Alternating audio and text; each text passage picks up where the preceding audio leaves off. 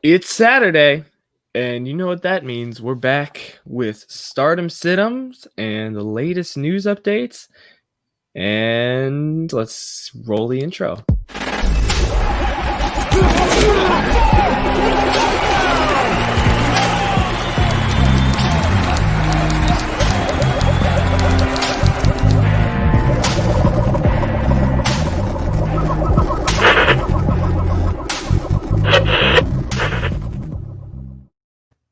And we're back with another episode of the one and only RotoHackers podcast. My name is AJ Herschel, the kid, and we are here with the one and only absolute stud. It's Jared. And Judah Buddha is off on assignment today, deep undercover, and we cannot say where, but we're back with the RotoHackers, the unauthorized reporters of fantasy football news and information and entertainment. And Sam's already in the house. That's right. We're back at it. How you doing today, Jared? I'm doing okay. How about you? Not bad. I am starting to panic about our game in RotoHackers League. I 31% chance of winning. So I'm not totally encouraged by that. I am not sad about catching you on a week where you are missing. Let's see, who are you missing? You're missing Christian McCaffrey and Devontae. Who's the other one? Yep. Matthew Stafford and Devontae Adams. Yep. Yeah. And Noah Fant's out this week, so that's fun. Oh yeah, that's right. Oh yeah, Fant is no. Oh, I forgot about Fant. Yeah, I mean Stafford's probably the most replaceable of those, but yeah, those other three are tougher. But it's not impossible. I never miss an opportunity to bring up the fact that in one of my games against Judah last year, I had a roster filled with so many injuries and buys that I was just going to give him the win. I didn't even have a quarterback to start, and I still won. So, oh my goodness. It will always. So you're saying there's a chance. I'm saying there's a chance. Yep. Perfect. That's all I need for this, apparently. Thomas H in the house says, since Judah Buddha isn't here, I can say, go Braves. Yeah. Yes. I'm pulling for them now. Both of my Chicago teams are out. Yeah, I didn't realize that it had been 19 years since they were last in the NLCS. Ooh, like, that's crazy.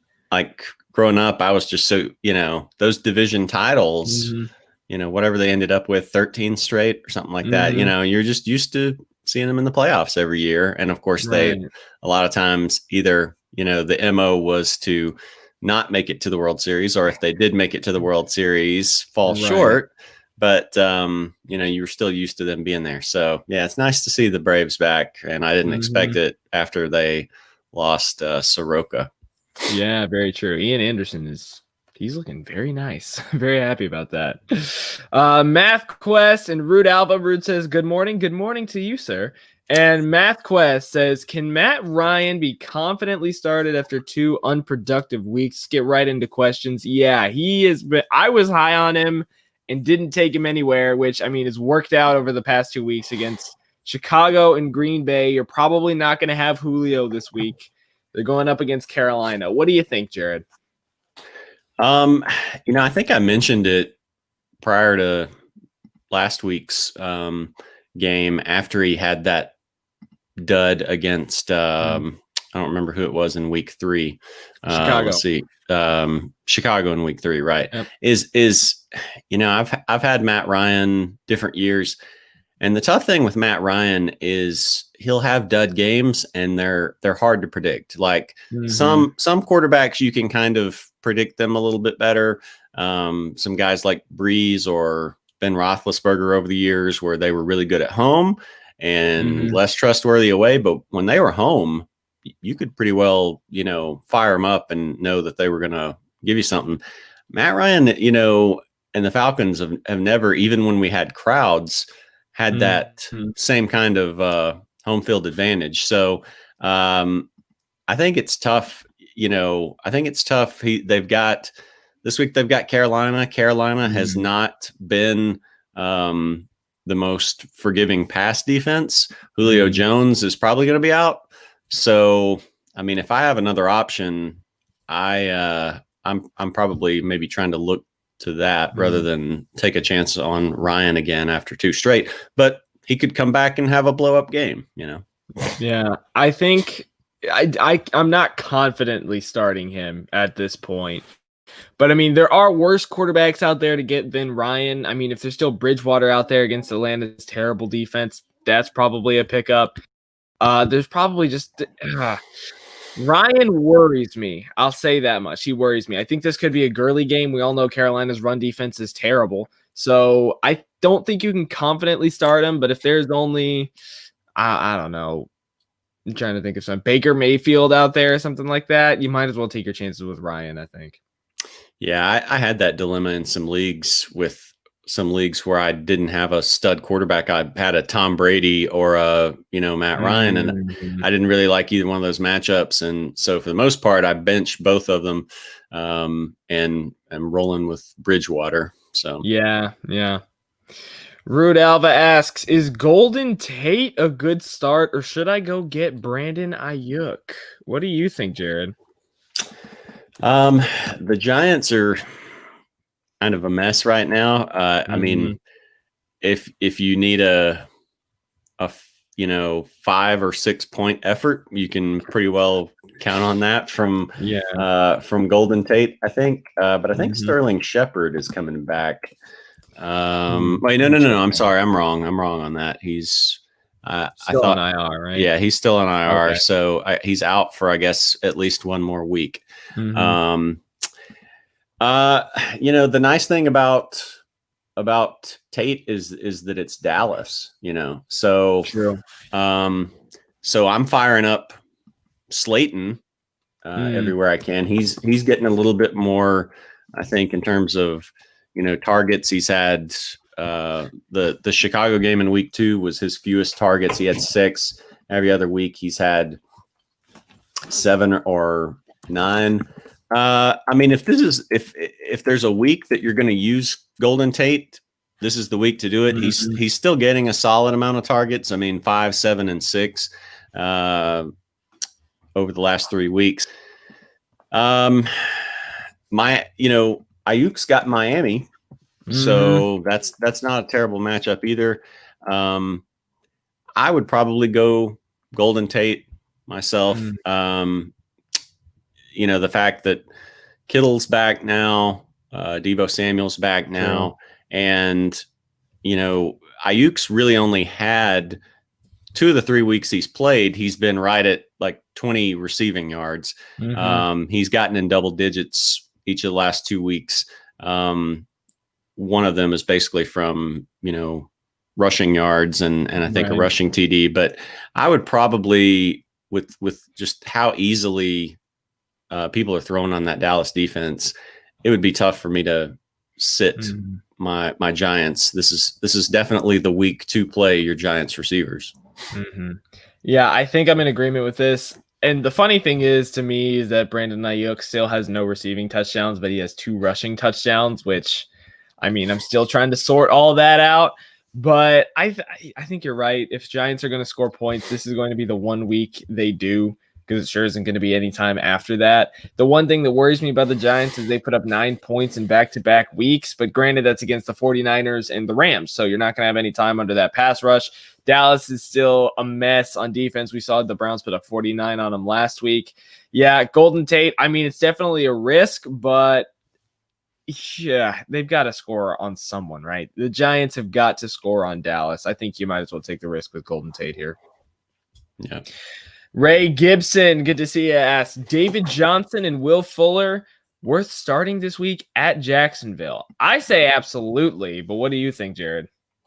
Yeah, I think so too. I actually started Fuller last week. I think it was last week. And that worked out pretty well. I mean, 7 targets, 6 receptions, 108 yards, and a touchdown. In the 3 of the 4 games he's played, he's had 13 points or more. He had that weird dud against Baltimore. So you're always you're always worried that he's going to have some hamstring issue. But you can't account for injuries, even though with Will Fuller, you kind of expect him at some point. But I would roll with him again. Yeah. In a matchup against Jacksonville. Same with David Johnson, apart from week 2 against Baltimore, which is obviously a tough defense. He's had double digits. He's a good flex guy. He's probably, he's sooner or later, he's going to have, a bigger game too. So I'd fire both of them up. Yeah.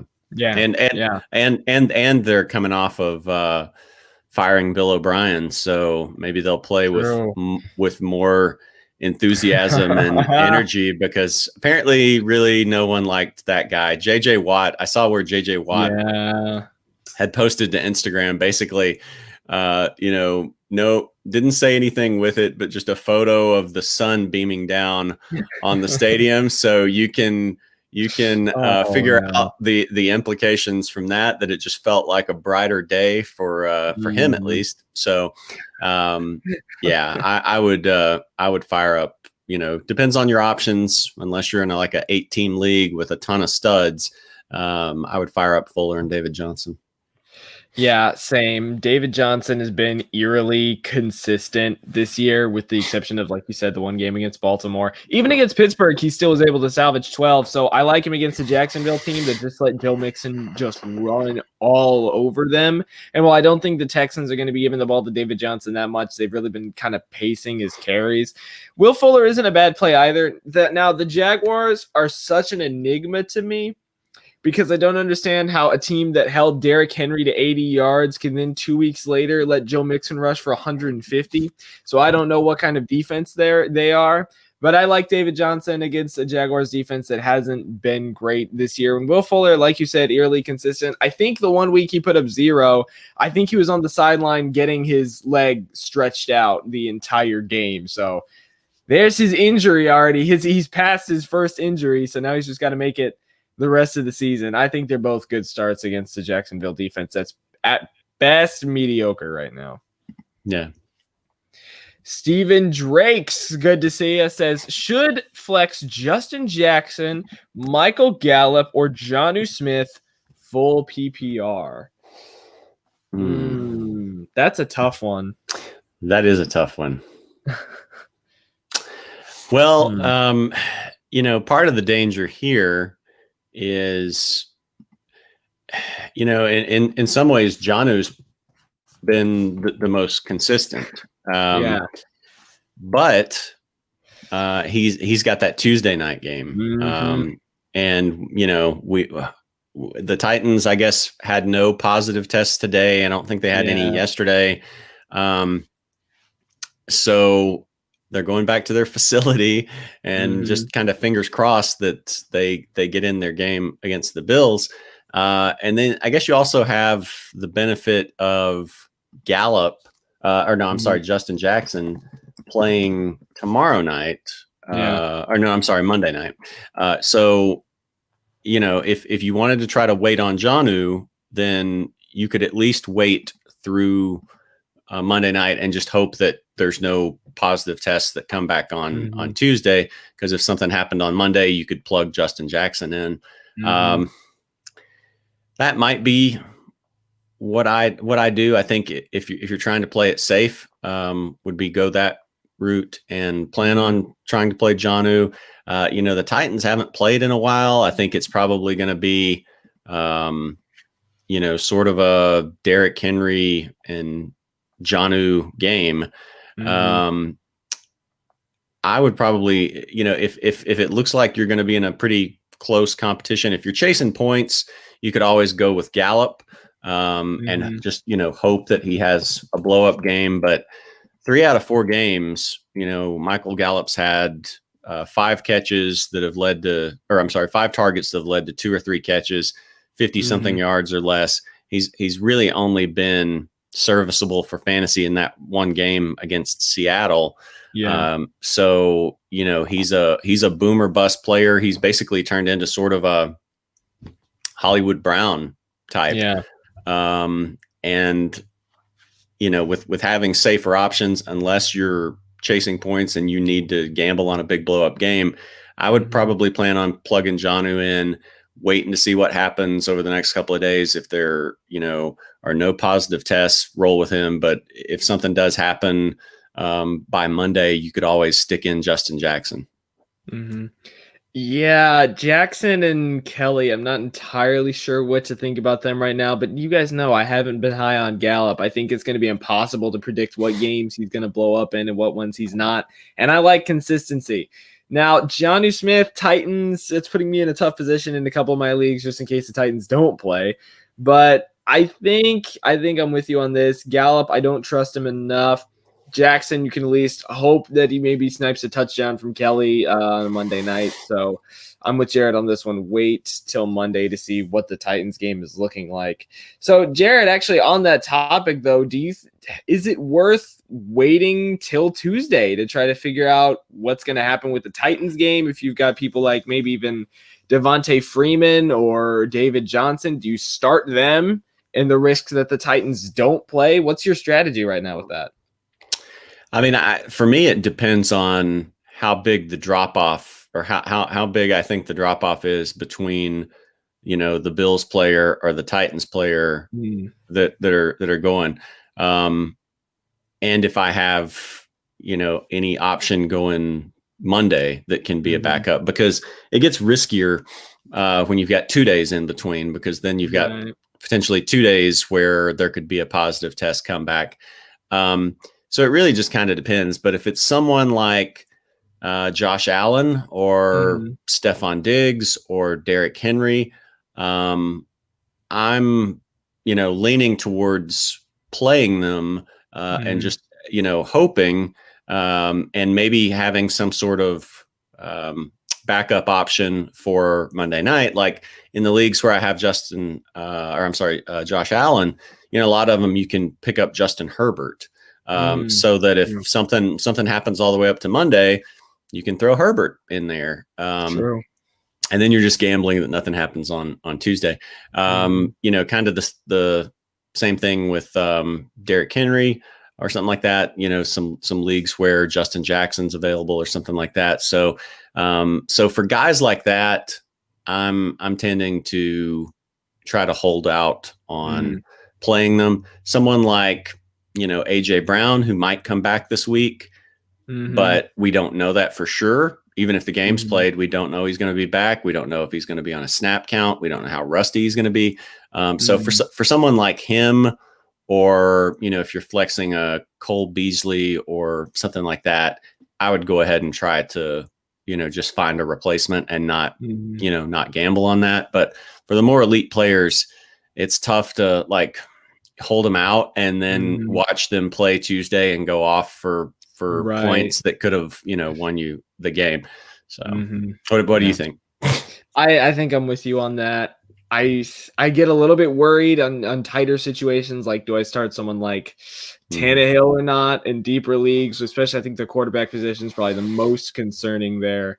Especially with wide receiver AJ Brown, I'm not sure entirely what to do with him. I think you're right. It depends on your situation and where your depth is. Because for me, at running back, I've got a lot of Mike Davis. I've got a lot of what's the dude's name? David Johnson.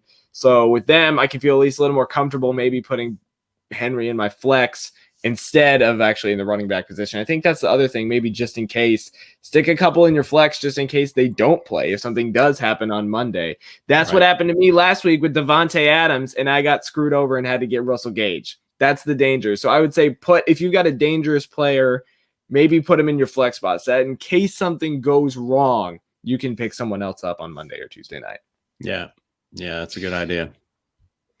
Yep, Thomas H says Jimmy G and Debo are back. Is it time to start Debo Samuel or wait another week?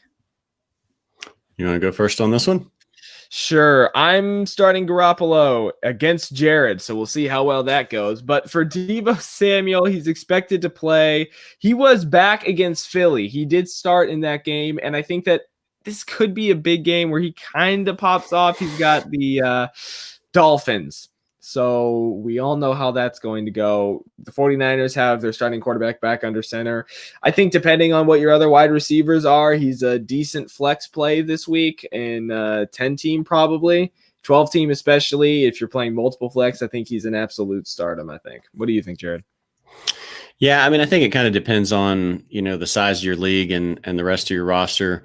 I was going to look to see if he had him on his roster in our league, if that was what he was talking about, but it doesn't look like he's on there. It's some other league. Then that way I could at least more easily see what the other options were. I mean, Debo for me falls into that group of, even though he's, probably technically the 49ers number one wide receiver, he kind of falls into that group for me with, Hollywood Brown, with Michael Gallup, with some of those other guys where I just don't know that you can count on the targets being there week to week. Even, last year where he started to break out a little bit, he would, he had back-to-back games in the middle of November where he had double-digit targets, over 100 yards in each game, really kind of blew up. And then he came back with, a string of games where, like 3 out of 4 games, he either had one or two catches. And the 49ers they're going to be a run first team. When they do pass, Kittle is normally going to be that number one option. When they drafted Ayuk, then, I think it's more than of a 1A and 1B, or 1 and 1A, however you want to say it, in terms of their receivers. And the fact that he's just been off for a while. I mean, if I have another option, I'm probably going to go with it because, I mean, it is a good matchup and, it's his second week back, Jimmy G's back and all that. But I don't think there's an easy way to predict week to week, just like we said with Gallup or Hollywood Brown or someone like that, like when those targets are really going to be there and when he's going to have a big blow up game. Yeah, I do think one of the even things that worries me even more about the 49ers game is the potential of Raheem Mostert coming back. He's questionable right now, which kills my Jerick McKinnon flex play in 1 or 2 leagues. So if he comes back, this could be just an all-out run game for San Francisco as well. Yeah. Rude Alva asks, is Antonio Brown a good pickup? He's suspended for only 8 weeks. Oh boy, he never leaves the show. He's always perpetually here. He's the specter that's hovering over fantasy football, I guess. Yes. I have not heard anything. I have not heard a peep. I was just gonna look and see if there was any chatter. I guess looks like from a couple of days ago, it was Adam Schefter saying, don't expect to see Antonio Brown this season. And I think that's, I think that's probably true. We're now, going on almost a year and a half since he's played, just all sorts of issues. At least we haven't heard from him in a while. He's been sort of quiet for a while, but I don't know that he's necessarily a pickup still right now. It's crazy how fast we had that fall of Antonio Brown, going from the number one wide receiver, at least for fantasy purposes, to a guy who's just, out there on your waiver wire. So I haven't heard any chatter about him coming back. I think, some of those teams that kicked the tires on him, basically just ended up deciding that it probably wasn't worth the risk. We've talked about some of those teams like, Seattle or Tampa. Seattle's got a great passing game. I don't know that would, it's hard to say like he wouldn't really help them, but I think teams, we just think about it sometimes in terms of the talent, and we don't think about it in terms of the chemistry. And he's a volatile guy. He could mess up team chemistry. So I don't think it necessarily happens. Yeah, me neither. I mean, honestly, I'd rather pick up a backup running back at this point. I'd rather get Yeah. even Jeff Wilson Jr. over Antonio Brown right now. If Latavius Murray's still out there, I'd rather get him. Anybody who has a better chance of playing, partially just because Antonio Brown is almost like not having someone on your spot at this point. I know teams giving him a workout in months, so I wouldn't pick him up right now. Yeah. No name back in the comments section. Good to see it. Says flex Josh Kelly or Darius Slayton. He's thinking Slayton for the upside. This is standard, by the way. This is a tough one. It is a tough one. You have any thoughts off the top of your head or a leaning? For me, Slayton, he's been quiet over the last 2-3 games. And so to me, this is almost like a prove it game. And like we've said before, Giants get Dallas. So if there's going to be points through the air, it's going to be this week.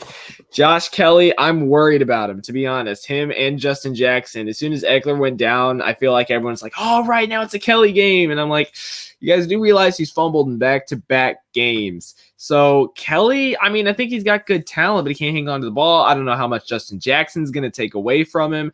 I go Darius Slayton in this instance. I'm flexing him in a league. I think Slayton's not a bad play this week.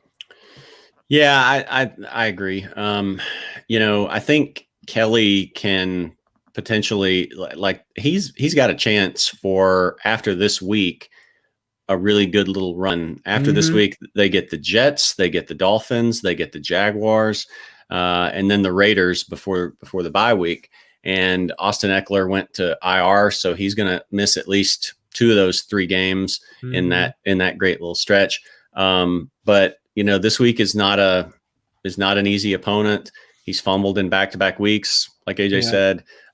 We don't know exactly how the touches are going to shake out because of that. Like if he hadn't done that, I would feel more confident about him. But I think again, if there's ever a week to play Giants receivers, it's against the Cowboys. So I would go Slayton here. He's still been getting the targets. Just that Giants offense is kind of a mess, and you got to think that he's going to cash in on those sometime soon. Absolutely. Now, speaking of the Chargers, though, with Eckler out right now, are Kelly or Jackson, are either of them flex plays for you, or are they bench stashes right now? I think it depends on, it's like we say, it depends on what else is on your roster. I don't like them this week for that Saints game. We saw, week 1, we saw the Tampa backs kind of go in there and struggle a little bit. Didn't really produce anything noteworthy for fantasy purposes. They haven't been, it's not some shutdown run defense or anything like that. So, it's possible the Saints are giving up a fair amount of points, but even in that game in Vegas where they were playing Josh Jacobs, he did okay, but they really kind of plug up the middle and don't, really allow for touchdowns very well and stuff like that. So I don't really love the Chargers running backs. Aaron Jones was, had 15 points against the Saints. That's probably the best week that anybody's had against them. But even for him, that's just like a regular game, not a blow up game. So, to me, like guys like Kelly and Jackson were guys that if I was in a pinch, if some of these games got canceled due to COVID, I was going to plug them in. Without that, as long as it looks like, those games are going to go on and they don't play till Monday night. So we'll know, up until then, as long as it looks like those Tuesday games and stuff are going to go, then I'm everywhere I can, I'm going to hold off on playing either one of them. Yeah, I think same for me, unless worse comes to worse and I have to play Kelly, I guess.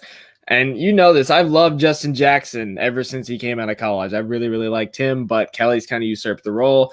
I think this week is kind of just a test week to figure out, okay, who's going to get the majority of the carries this week? Because Kelly's already burned me once after getting 22 carries, so I don't want that to happen again. So this is kind of a prove it week for me to figure out who's going to be number one in the backfield. Are they going to be splitting? If this is going to be a Rams type backfield where each guy's getting 8 yards a carry, that's going to be a mess. But right now, Kelly is kind of just my bench stash right now where I think he's got the highest chance to blow up, but I'm not starting him basically anywhere right now. Next up, we've got Sam, Chase Edmonds or James White to start PPR. I think I can make it this quick. White for me. Yeah. White for me. I think his floor is not that far below Chase Edmonds' ceiling, unless something happens to Drake.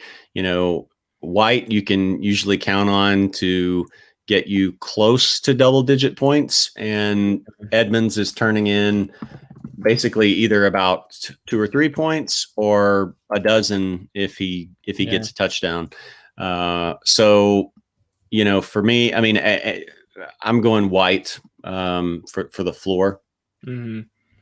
Yeah, I completely agree. James White is probably one of my favorite fantasy players of all time because he carried me to a championship one year.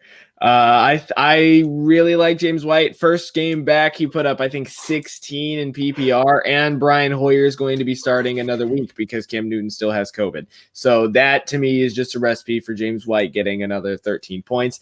And like you said, Chase Edmonds is kind of... he's there, but he's not really doing much. The way I kind of think of it is, would you start Brian Hill? That even though Todd Gurley is still there, because that's kind of the role Edmonds has been filling. I know everyone's super hyped up on him, but until Drake goes down or something happens in that backfield, Edmonds is the clear number 2. So I think absolutely White this week. By the way, our trade guru, No Name, made another one. He said he gave away Chark and Lindsey for Galladay and Justin Jackson. So now he's got Hopkins, Ridley, Galladay, Slayton, Judy, Taylor, Sanders, Damian Harris, Josh Kelly, and Justin Jackson.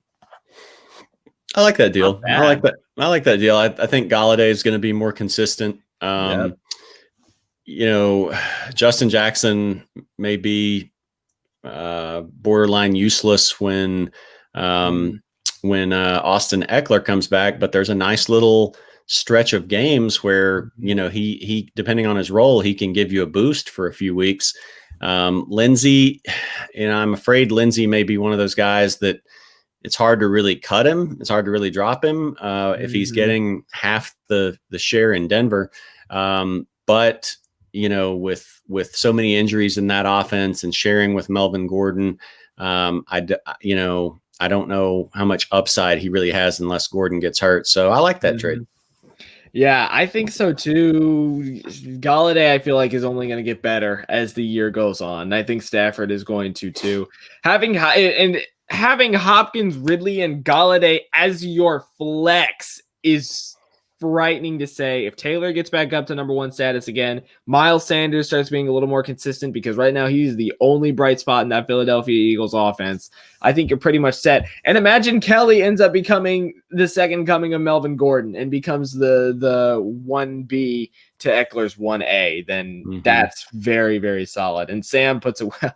Your team is stacked, especially at wide receiver. You are going to have no problems there.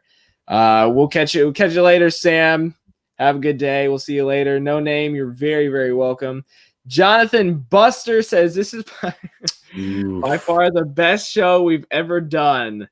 Don't even remember the other hack. Wow. Jonathan coming in with the hot takes and the trolling. Oh man. I experienced that some myself the other day with some trade offers from Jonathan. So Jonathan is just firing it out here this week. I do enjoy it far more when it's directed at Judah. It feels like it rings true so much more when it's against him. I don't know. I don't know, Jonathan. Taking shots when Judah isn't here. I don't know, man. when he shows back up, let's see if you're still here. Sam said he's hustling the waiver wire. His boy Chubb is down. Yeah, I'm just thinking about all like the worst case scenarios that could have happened, like people taking either Julio and Chubb or Devontae Adams and Kenyon Drake or something. And I know you've got Kamara in our RotoHackers league, so you're set. Like right now, he is the best pick out of the first round, and it's not even close. Yeah, I think there's a possibility he'll slow down a little bit once Michael Thomas is back. There was a year where Mark Ingram was suspended for the first 4 games, I think due to PEDs or something, and Kamara just went off for those first 4 games, and then he kind of came back to earth. Was still good, but kind of came back to earth after that. So I think that's possible. But yeah, to this point, like he's been the clear number 1 overall pick this year. Yeah, and I'm in 3 leagues now. I'm kind of not entirely banking my season, but half banking my season on the fact that Christian McCaffrey should be coming back in a week or 2, because I have him in 2, and of course we know I traded for him. So I'm hopefully when he comes back, he'll go back to being number 1 status. But I'm a little bit concerned because Mike Davis has kind of been balling out in his absence. Yeah, it makes you wonder, like, would they consider in a year where, Carolina's not really competing for anything, would they consider like scaling back his C-Max touches for Davis? Right, exactly. And Davis just gets another really nice matchup against Atlanta's soft run defense this week. So all the cards are kind of adding up for him to keep the role. I can't believe I'm even saying that. Maybe I'm getting ahead of myself. Maybe I'm getting ahead of myself in this. Maybe I'm worrying too much. But Davis kind of been doing well. Thomas H, do you like Kirk Cousins at Seattle or Drew Brees versus the Chargers? I know you're a Brees owner in some leagues, Jared. What do you think? Yeah, I actually debated in some leagues, where I was talking about I picked up Teddy Bridgewater. I was looking at Cousins too, only not really because I thought of it on my own, but because some of the like Yahoo analysts had put him up there, I think either top 10 or close to top 10, maybe 11. Just in some of those leagues where I had Brady or Ryan or somebody like that. And I guess it's because it's, that Seattle defense that's been getting torched. But man, Kirk Cousins in primetime games terrifies me. And he just does not have a great record with primetime games. A lot of times I don't really put stock in things like that. I think it's possible for him to have a good game, but I would probably go Breeze and the Chargers, where he's maybe getting Michael Thomas back. If Michael Thomas doesn't come back, then that's a tougher call, I think. But I would go with Breeze. Mainly really in this situation just because of the primetime factor, and Kirk just has not done well in those primetime games. What about you? Yeah, this is a tough one for me as well. The thing that appeals to me with Kirk Cousins is the fact that he's going to be playing Seattle, and their back line, their secondary has been terrible so far this year. But you're right, Cousins. It's really kind of just been Thielen and Justin Jefferson that have been holding down the fort right now. Kirk Cousins put up 2 points in the game against Indianapolis, so we obviously know what his floor is. I think that in this case, I might go Cousins. If Thomas is out, I think I go Cousins. But if Thomas is going to be playing, this is the easiest Drew Brees stardom I think I've ever seen. Chargers pass defense has not been good, and they lost Chris Harris, so their secondary is even weaker right now. Miles asks, good to see you, Miles. Asks, what are the easiest quarterbacks to trade for? Interesting question. That is an interesting question. I have not found anyone to be easy to trade for this season. Like people, very true. I don't know if it's just me and my teams, but it seems like people want just an arm and a leg for their players, or they don't want to really give up anything Mm-hmm. for a guy. I'll have to look and kind of see what I think part of it maybe doesn't necessarily come down to certain quarterbacks, but what some guys' rosters look like. Like if they have a stud quarterback, if they have a Dak or a Lamar or a Mahomes, they might also have. Sometimes you'll see a team that has two stud quarterbacks, and if they have other needs, then if your needs match up with theirs, if you have an extra running back to spare. And they only have one or two good running backs, then sometimes they may be willing to give up that second quarterback in order to plug a hole at running back or receiver. So I don't know that I would really say there's certain guys that are going to be easiest to trade for. I mean, maybe maybe someone like Deshaun, who's not gotten off to that great of a start, but then you have to ask yourself, is anything really going to change? Is he going to suddenly turn it on? So sometimes there's guys you can buy low on, but I don't know, if there's really anyone that you could trade for and buy low on that would be better than, if you had, pulled Joe Burrow off the waiver wire or something like that. So that's my best advice. What do you think? I think we're living in a time where the quarterback position is pretty prolific in terms of points, where almost anybody can put up 25 points at this point. And it seems like everybody's got two quarterbacks on their roster. Cam Newton is probably an easier one to trade for, just being that he's been out for 2 weeks. Deshaun Watson, you're probably right, being easier to trade for. But then comes the question, do you want him? Because his last 4 games are terrible in terms of quarterbacks and in terms of points. He has a horrible late season slate.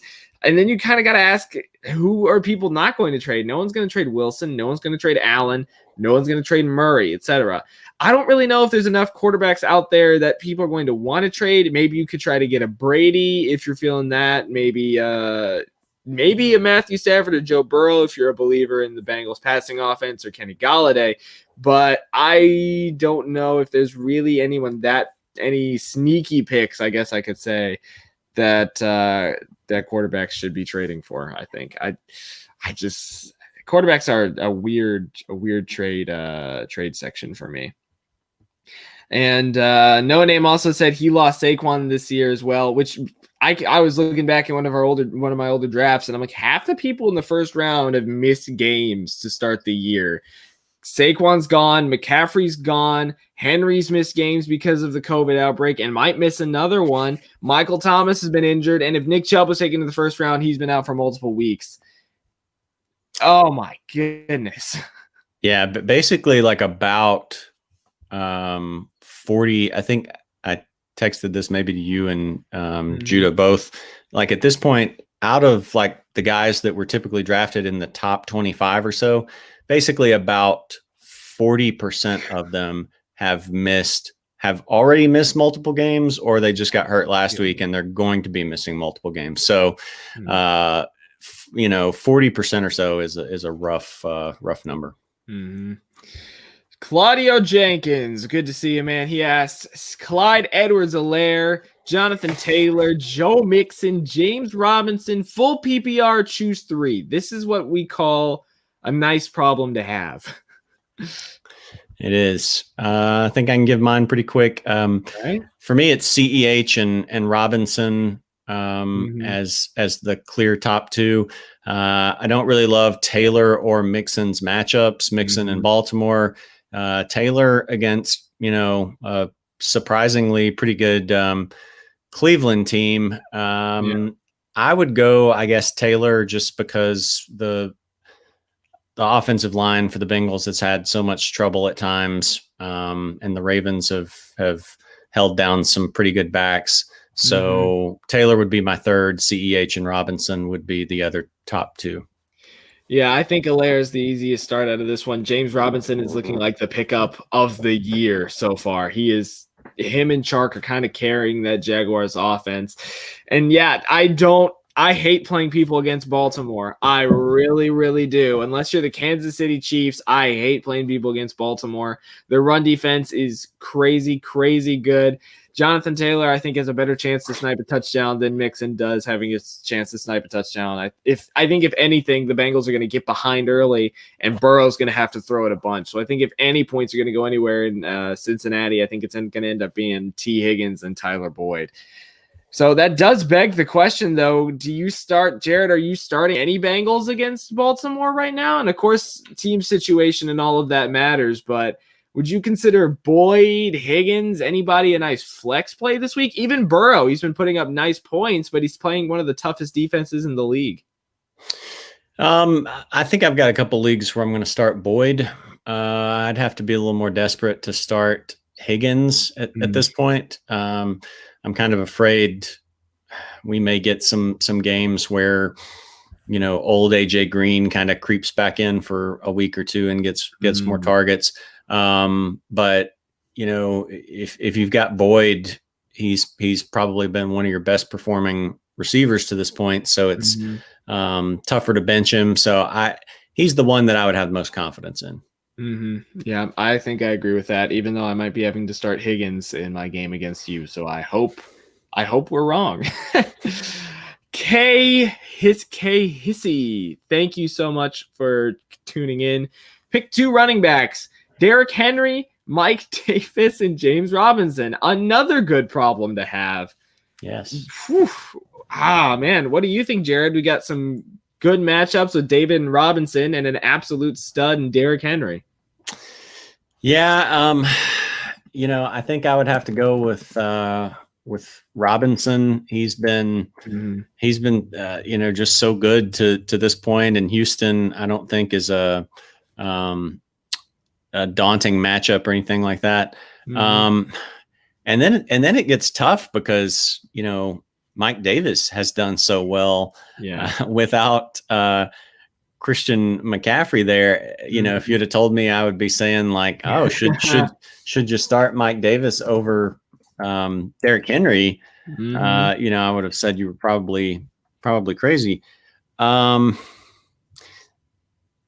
That is extremely difficult. I think maybe, considering the possibility of the Titans game not happening, as well as Robinson and Davis have been playing, I might go with them to be safe if it looks like, you're in a solid position. If you're chasing points and you feel like you might need one of those like vintage monster blow up games from Derrick Henry, then maybe you hold off on him.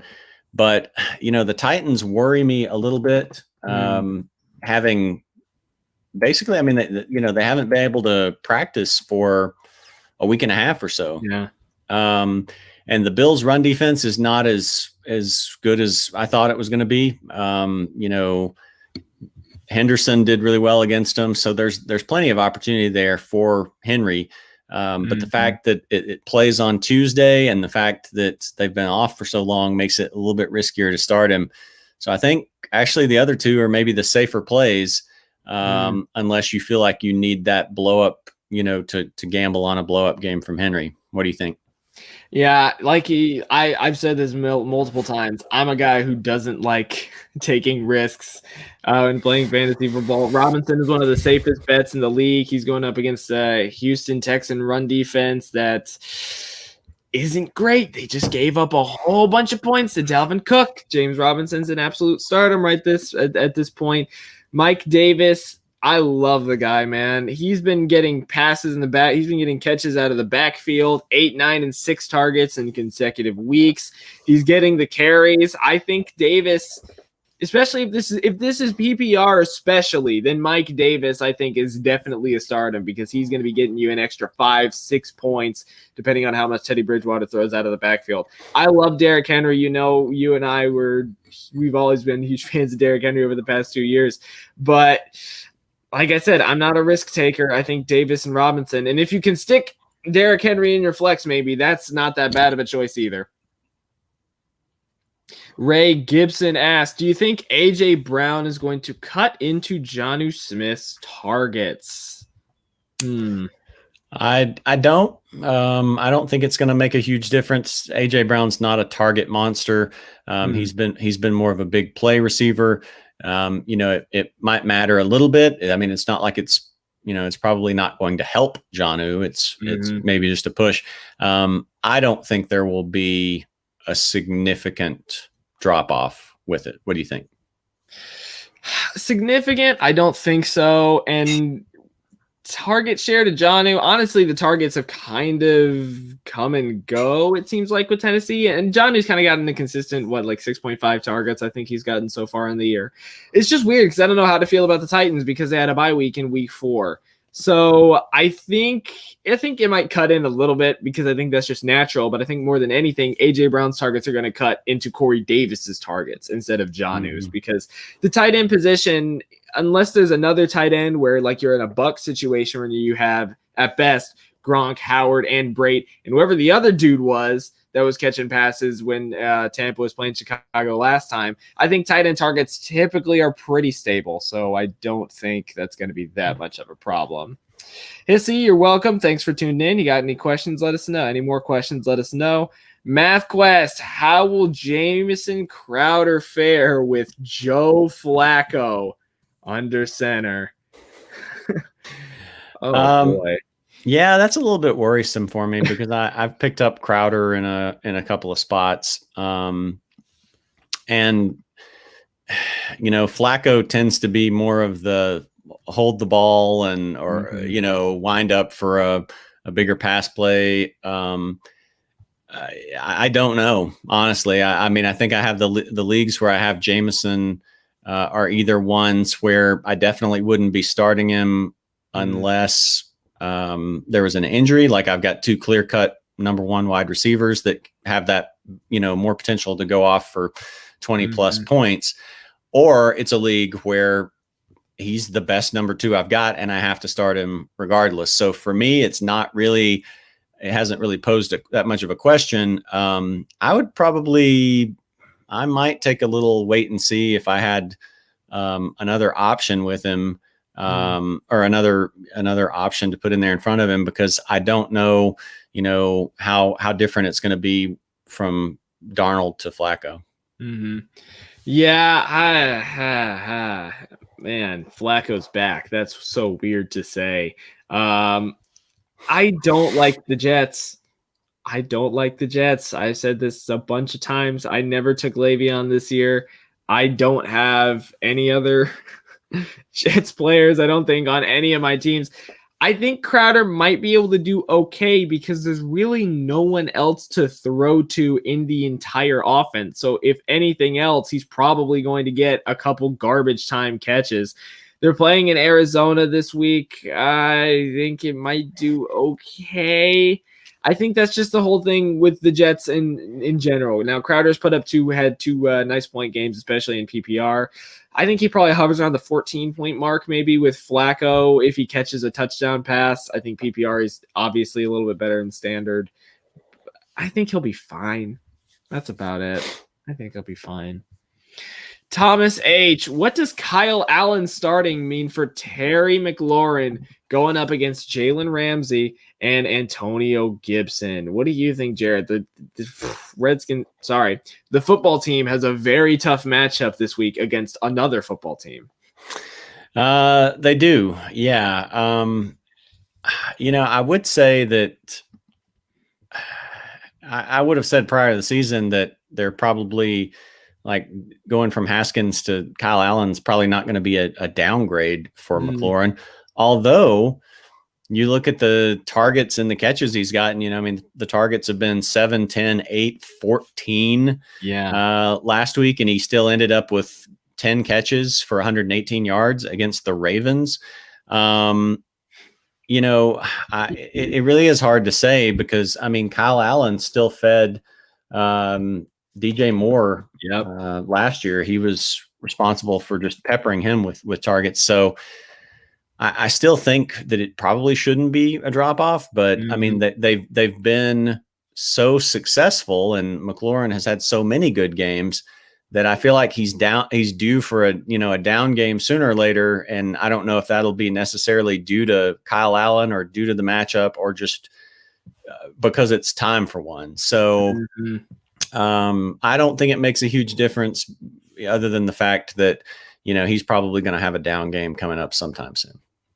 Yeah, this is so strange. And I think the thing with me is even going up against Jalen Ramsey, who else do they have to throw to? Dontrell Inman, who's been around for 8 years or however long at this point? They don't have another choice. I think Gibson could be even better if he keeps catching passes out of the backfield, because what did Kyle Allen do in Carolina? Hand the ball off to McCaffrey, throw it to McCaffrey, and give it to DJ Moore. It seems like that's a perfect Washington football team setup. Hand the ball to Gibson, throw it to Gibson, throw it to McLaurin. So I think this could be just as normal. I think this is going to be the exact same, honestly, I think, for both of them. The worst part for Washington this week that scares me is, of course, their matchup against the Rams. But I think that it's still a player that you want to start. And coming up after that, if Kyle Allen still plays, guess who they get? The Giants, the Lions, the Bengals. So especially going forward, I think that this is going to be some nice points for Gibson and Scary Terry scoring McLaurin. Ben Father, our main man, says, good morning, RotoHackers. Hope everyone's doing well. Doing very well. Hope you're doing well. We don't know for sure that Judah's doing well. He could be off out in the woods being attacked by a bear or something. So we can't say for sure. If you spread that rumor, there's nothing I can do about that. So, more than likely he's the one attacking the bear. He's probably the one who instigated it in the first place. Probably. He probably had a bad take on a running back situation that instigated the bear, so I would defend the bear and, legally. 710, what's up, Ben? Good morning. Hello, everyone else. Hello, 710. Miles probably just pulled off the craziest move in fantasy football history by getting Michael Thomas off of waivers. How is he not on a can't cut list? Right, exactly. Wow. I mean, nice find. I don't know what to say. I wish I was in your league so I could get him. But man, nice pickup. Yeah. I don't know what else to say. The only way is rugby. Thank you for tuning in. He says, would you start DJ Moore or Damian Harris in the flex?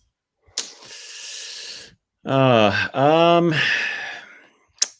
a little bit tough. DJ Moore, I've been surprised that he's basically taken a back seat to Robbie Anderson in Carolina against the Falcons. It's tough to bench him when he's got that nice of a matchup. I guess I would give maybe a slight edge to him, although I think, Damian Harris is a good play this week against at home against Denver. Denver's been solid against the run, but I think Harris is going to get fed the ball with Cam Newton out. I would still probably have to give the edge to DJ Moore, but I mean, Damian Harris, if that Patriots offense gets rolling, both of them, I think both those guys have a good opportunity for a big blow up game, especially one that DJ Moore's due for. This is one of the instances I talked about this last week. In my opinion, this is a prove it game for DJ Moore to tell me, is he going to be someone I can start in good matchups or not? I said the same thing for Kenyon Drake. I said the same thing for DJ Chark. One of them really went off last week and the other didn't. Damian Harris, I think, is interesting, but this is still Bill Belichick we're talking about, who can mix running backs up at any time. And yes, sometimes you do get a LeGarrette Blount season or a 5-week Sony Michel streak where he carries the ball, but I still worry that they might split the carries a little bit more. And I don't know how I feel about New England in general, other than James White, who I think is going to get a lot of dump-off catches. I would go DJ Moore. It's a prove-it game. They're playing the Falcons, who we all know. Their secondary is young, inexperienced, and not very good this year. I would go DJ Moore here. 710 says the Texans got rid of their idiot coach / general manager, so they should start to turn it around. Ouch. I mean, this is what happens when you trade DeAndre Hopkins, right? Yeah, I mean, if I had any real doubts about O'Brien, the DeAndre Hopkins trade erased all those. He was who I thought he was. I didn't even think he was that bad. Like I did not think that anyone would trade DeAndre Hopkins. You know, as talented as that guy is, he's never been injury prone. Yep. He's never been a problem on or off the field. Why would you do that? So, yeah, I think that, and really it's on Houston's ownership for not just being like, oh, no, we're not doing that. So they let that problem go too long. And, you know, I think there's just some things they are just not going to be able to replace, like DeAndre Hopkins and some of those first round picks and things like that. So yeah, that's a tough situation for them. Yeah. And I mean, David Johnson, to be fair, has been a decent addition to their team. He's been a nice support role, but I mean, you're giving up, in my opinion, the best wide receiver in the league. And yeah, that's an absolute mess. To be fair, he wasn't a terrible coach overall. They did win 4 division titles in 6 years, like JJ Watt was talking about, but you don't just trade the best wide receiver in the league, go 0-4 and be behind the Jacksonville Jaguars and get away with it. I remember I saw this little animation during quarantine of Deshaun Watson like talking to Bill O'Brien, being like, "Coach, I know you're bored in quarantine, but you can't keep messing around with the team." And he's like, "That's good." And Bill's just going, "What? It's the GM. I can't control what he does." That's you funny. are the GM. Exactly. I can't control what I do. He's like, it's almost like a Two-Face from Batman, where it's like a split personality between the coach self and the GM self. Yes, absolutely. The Only Way is Rugby. Thanks for tuning in. Big fan of the show. Thanks, man. Thanks for coming on. Ben, PPR Flex, Kenyon Drake, Chase Edmonds, Latavius Murray, Tyler Boyd. Ugh, yikes. I don't know. What do you think, Jared? It's still difficult for me to get away from not firing up Kenyon Drake. I mean, even after a dud against Carolina last week, the Jets aren't, a daunting matchup. It's tough for me to say, hey, go ahead and fire up Drake for another week. But, Chase Edmonds, you can't really predict as much what he's going to do. To a certain extent, you can't really predict what Murray's going to do. I don't know if they're going to start after Kamara's start, if they're going to start feeding Latavius more. Latavius actually, I guess, in 3 out of 4 games has gotten like 12 to 15 carries. It was just that week 2 game where they were playing from behind and he wasn't, on the field because Kamara was just there more for passing downs. The touchdowns are just kind of the difference, but he got 2 against Detroit last week and just hadn't gotten those opportunities against, the other 2 teams early on. That is a tough one. Do you have a clear pick? Not Edmonds, I'll say that. I think he's the easiest no out of that. Latavius Murray put up a great week last week, but I think that was probably just a product of him playing a very, very soft Detroit defense. And if he's going to start getting goal line carries, then he could become a nice start. I had hoped when the Saints had taken him that he might be a nice 1A, 1B with Kamara. That hasn't really happened. Kenyon, I'm fed up with Kenyon. I only have him in one more league, and I'm not starting him. I have James Robinson, Mike Davis, and Kareem Hunt, and I'm starting all of them ahead of Drake. I would go Tyler Boyd, even though they're playing the Ravens this week. In order, would probably go Boyd, Drake, Lat Murray, and then Edmonds. But I think at this point, you've got to chase points for Boyd. The chances of Drake actually blowing up are fine. Yeah, I'm fed up with Drake. I'm sorry. I think I agree with you. I think I would order them that way too. Boyd has a pretty safe chance for a good floor with basically getting 8 targets or more a week. Drake, he's not catching a lot of passes to offset the lack of touchdowns. I'm still going to have leagues where I fire him up because I don't have a better either RB2 or flex option. But out of those, I think I think Boyd, excuse me, Boyd's number one, and then maybe Drake for the upside, then Murray, then Edmonds the last one. Yeah. Miles said, by the way, when he was talking about trading for a quarterback, he has Tom Brady. I don't think you need to trade for anyone. I mean, at the least, he might be kind of consistent, hovering around 17 points, I think.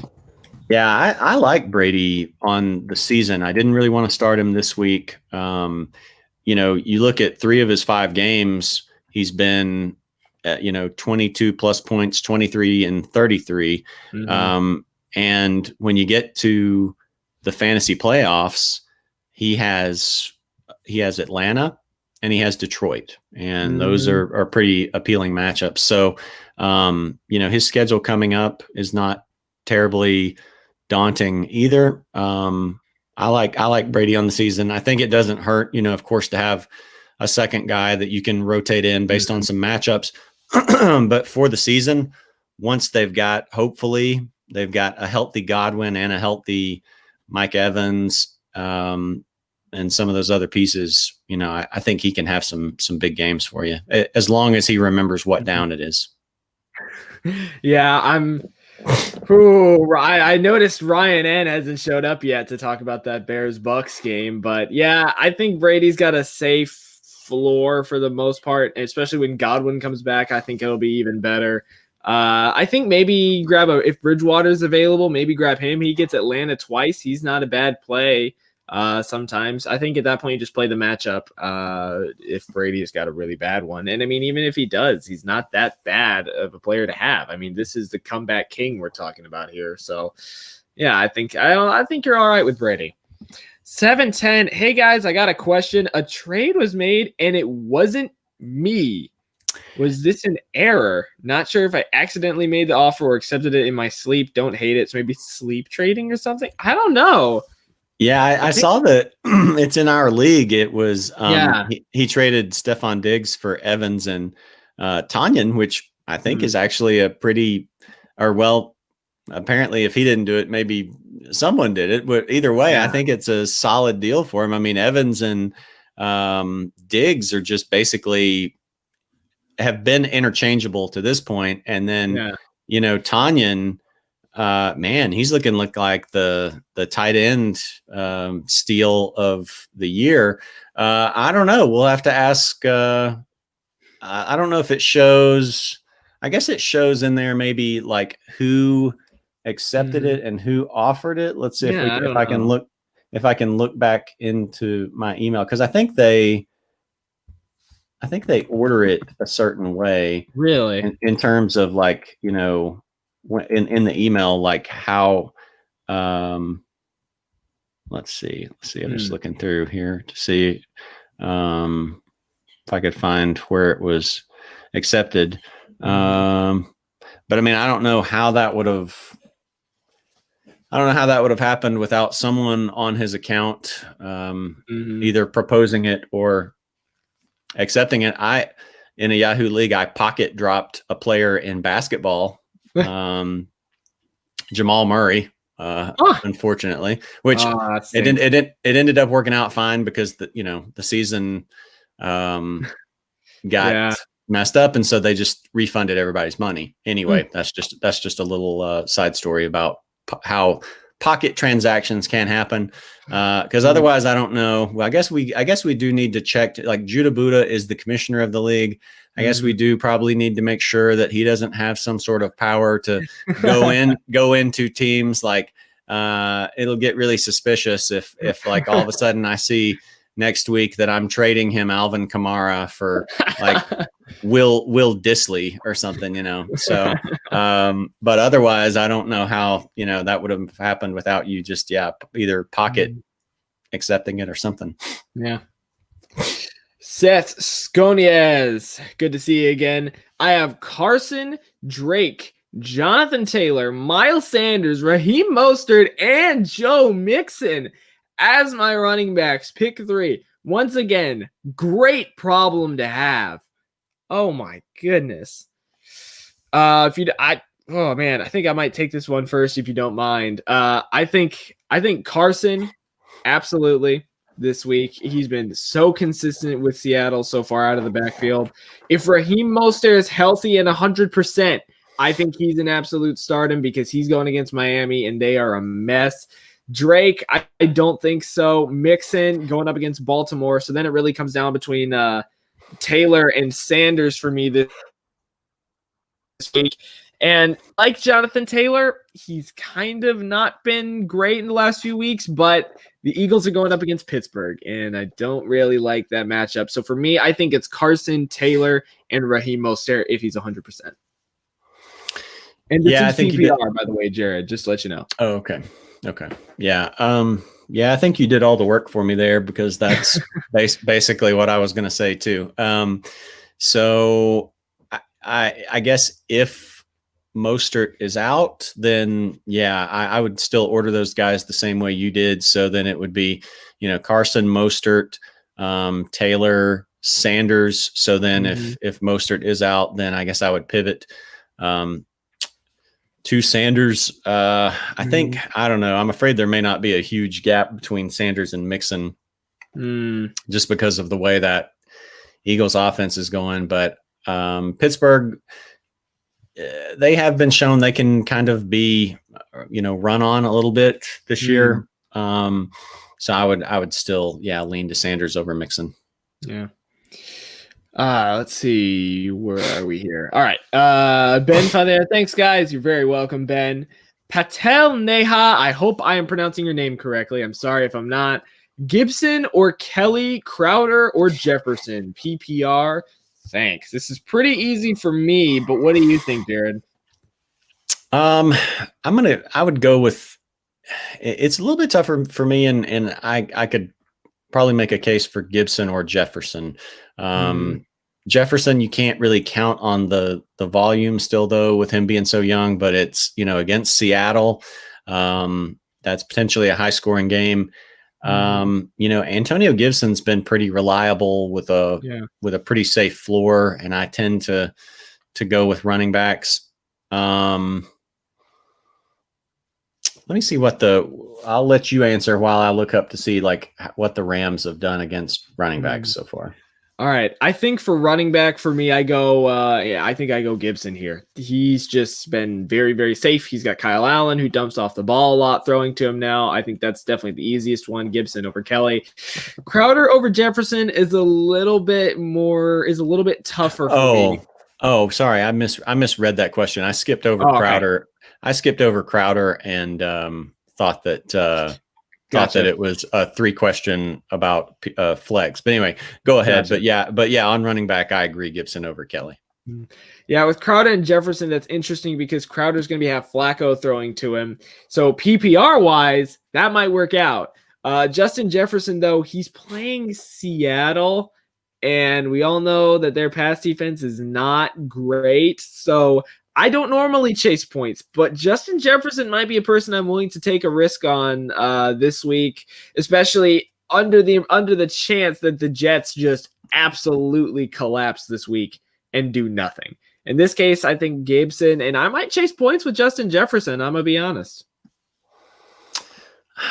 I think I would probably, I think either one of those you could make a case for. I would probably lean Crowder just a little bit.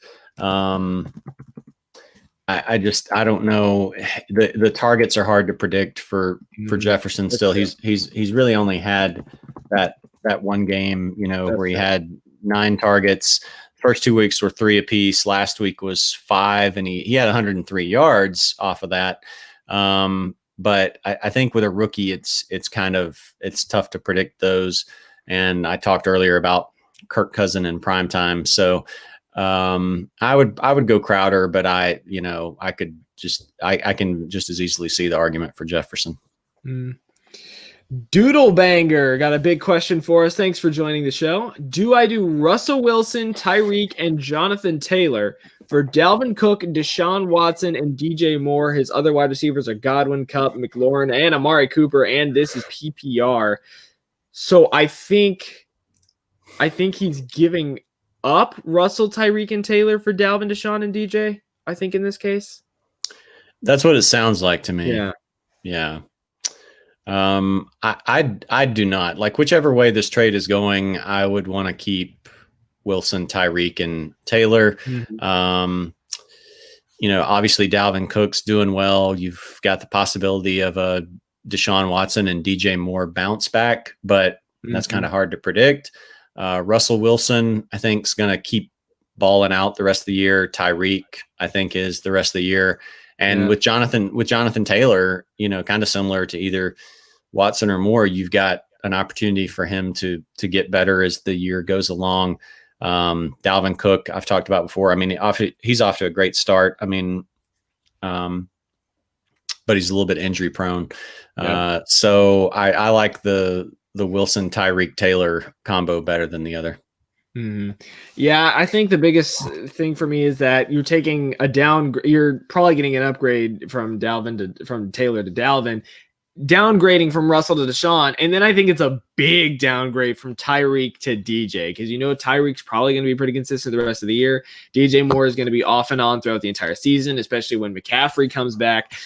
I think it really depends on your running back situation, because especially if your wide receivers right now are Godwin, Kupp, McLaurin, Amari, and Tyreek Hill. You have a bevy of wide receivers. Don't give that up to get DJ Moore. And like Jared said, Dalvin Cook is injury prone, and I'm not a fan of injury prone running backs. So I would hang on. I'm with Jared. I would hang on to Russell, Tyreek, and Taylor if you can.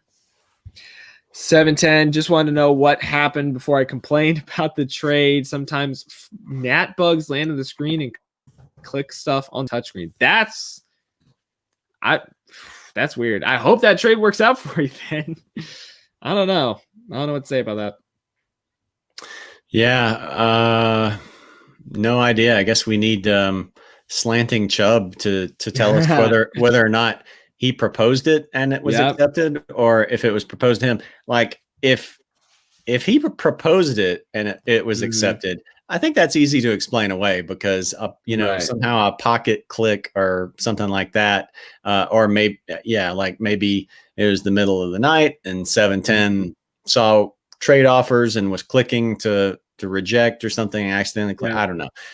If 710 proposed it to Slanting Chubb, that becomes a whole lot weirder then. Because I don't know, but I still say we need to make sure that Judah doesn't have some kind of like overarching trade powers to affect our rosters, because I would not trust him with that for a second. But he's launch a full-scale investigation on this. All AJ and I can say is that even though this is technically the RotoHackers Listeners League, Judah is the commissioner and he set up all the functions.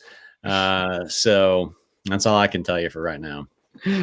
Oh man. Doodle Banger start 2. Josh Kelly, Mixon, David Johnson, Robert Woods, PPR. I might need a minute to think about this one if you want to take this one first, Jared. Yeah, I'm gonna go David Johnson and Robert Woods. I just don't like the Mixon Baltimore matchup. Josh Kelly, again, we talked about that earlier. So David Johnson, I feel pretty safe about. Woods, the Rams, just week to week, it's tough to kind of predict.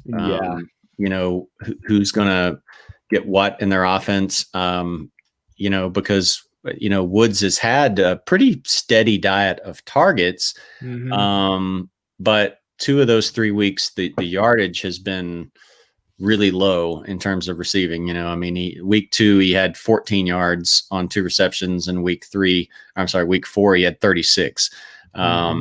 So I would still go with him just because of the bad matchup for Mixon, I guess.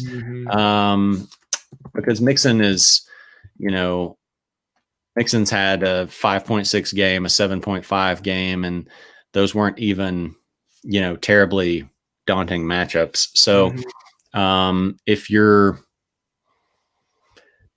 chasing points, you could, roll the dice on one of those other running backs, but I would go David Johnson and Robert Woods.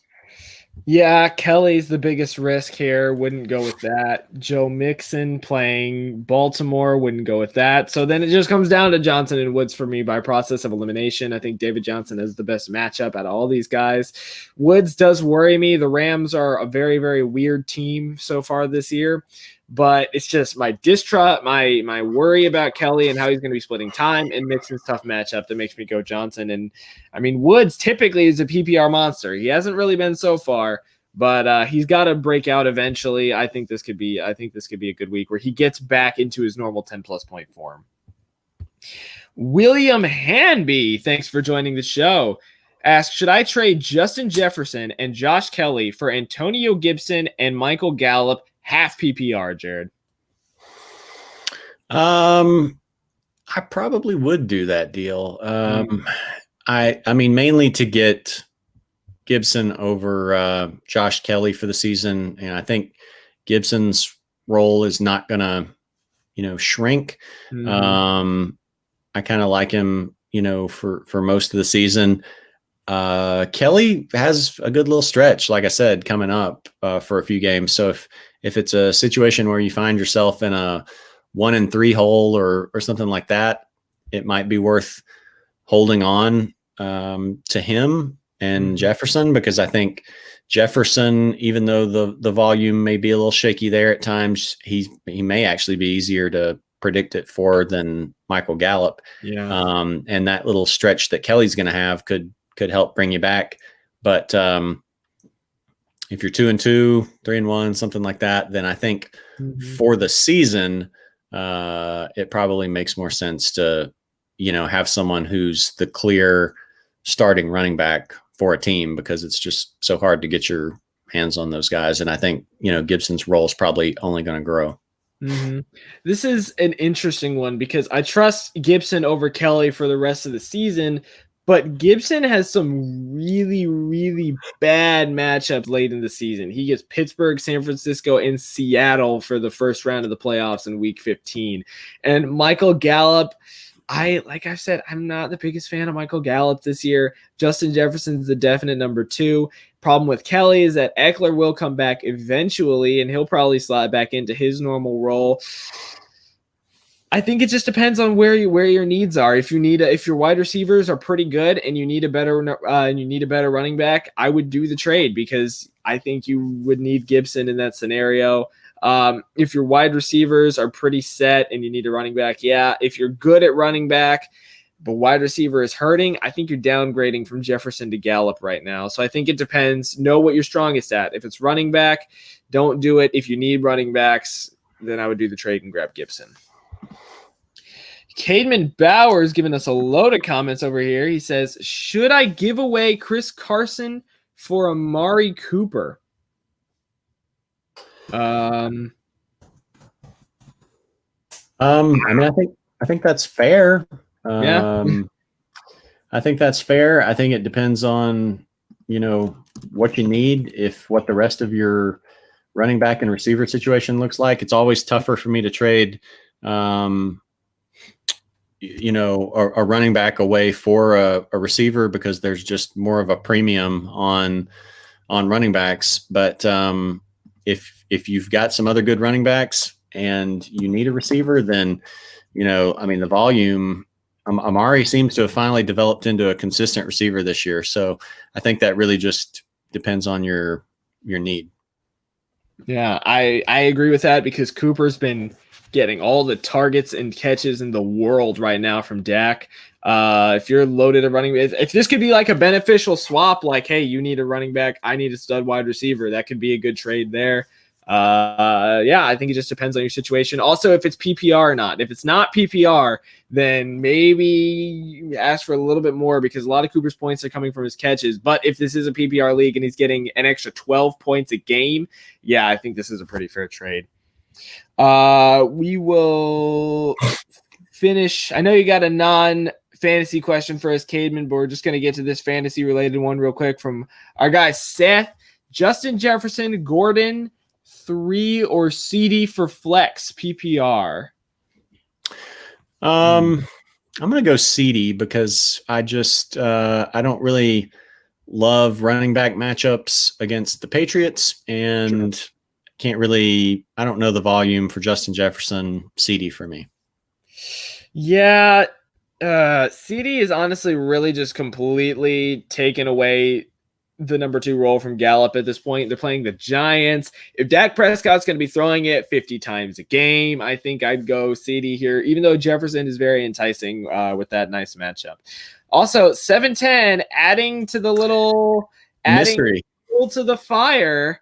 What, he hasn't signed in since Thursday, so wondering if Judah did it. I don't know. So this was I looked at my email to see when the notification came, and so it looks like it was accepted 2 days ago. This would have been Thursday at 8:21 p.m. So I don't know 710 if you were online around then, but that's when the email came in that it got accepted at 8:21 p.m.